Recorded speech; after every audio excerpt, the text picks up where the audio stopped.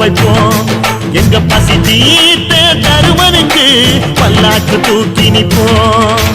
எழுந்தா மலை போல நடந்தா நதி போல அந்த ஆகாயம் போல எண்ணாம கொடுக்கும் சொன்னான மனசு இருக்கும். என்று மூடாத கோயில் முன்வாசல் கதவு எப்போதும் திறந்திருக்கும். அந்த வெட்டருவாம் மீசைக்குத்தான் எட்டூரும் பணிஞ்சிருக்கும். அவ தொட்டு தந்த நெல்லுமணி முப்போக விளைஞ்சிருக்கும். எழுந்தா மலை போல நடந்தா நதி போல